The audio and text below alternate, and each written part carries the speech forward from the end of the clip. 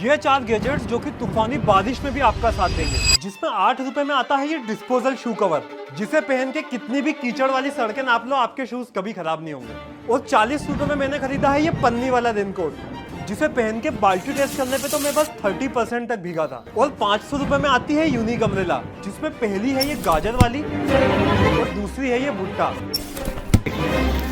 और 1000 रुपए में आता है स्पेशल फोन केस, जिसमें फोन रखने के बाद ये तूफानी बारिश से फोन को बचाएगा। Please help me. Here too much raining.